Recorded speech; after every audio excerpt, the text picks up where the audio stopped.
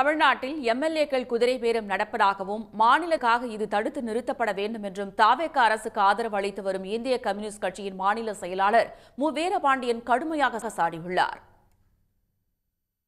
பிரபல ஆங்கில நாளிதழுக்கு பேட்டியளித்துள்ள மு வீரபாண்டியன், எம்எல்ஏக்களிடம் குதிரை பேரம் நடத்தும் கலாச்சாரம் வட மாநிலங்களிலிருந்து தமிழ்நாட்டிற்கு பரவியுள்ளதாக தெரிவித்தார்.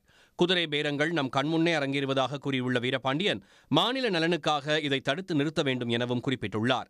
அதிகாரத்தில் இருப்பவர்கள் தங்களது அரசியல் நலன்களை பாதுகாத்துக் கொண்டு பதவியில் நீடிப்பதற்காக குதிரை பேரத்தில் ஈடுபடுவதாக சாடியுள்ளார். வாக்காளர்களின் விரல்களில் உள்ள மை மறைவதற்கு முன்பே எம்எல்ஏக்கள் கட்சி மாறினால் அது மக்களின் தீர்ப்புக்கு துரோகம் செய்வது போன்றாகும் எனவும் மு வீரபாண்டியன் குற்றம் சாட்டியுள்ளார். இதுபோன்ற ஜனநாயக விரோத செயல்களில் ஈடுபடுபவர்களை தண்டிக்கும் அதிகாரம் மக்களிடம்தான் உள்ளது என்றும், குதிரை பேரத்தில் ஆளும் கட்சி எதிர்க்கட்சிகள் யார் சம்பந்தப்பட்டிருந்தாலும் இடதுசாரிகள் எதிர்ப்பதாகவும் தெரிவித்துள்ளார். இடதுசாரி கட்சிகளின் பலத்தை சோதிப்பதற்காக வரவுள்ள உள்ளாட்சித் தேர்தலில் தனித்து போட்டியிட உள்ளதாக தெரிவித்துள்ள மு வீரபாண்டியன், தேவைப்பட்டால் எதிர்கால தேர்தல்களிலும் தனித்து போட்டியிட இடதுசாரிகள் தயாராக இருப்பதாகவும், தற்போது வரவுள்ள இடைத்தேர்தலில் போட்டியிடுவது குறித்து இதுவரை முடிவு செய்யவில்லை எனவும் கூறியிருக்கிறார். முதலமைச்சர் விஜயின் கரூர் உரை குறித்து பேசிய மு வீரபாண்டியன், தாவேக அரசு இன்னும் தேர்தல் மனநிலையில்தான் உள்ளது என்றும், முதல்வர் விஜய் ஜனநாயக சக்திகளுக்கு எதிரான பேச்சுகளையும் சைகைகளையும் தவிர்க்க வேண்டும் எனவும் கேட்டுக் கொண்டுள்ளார்.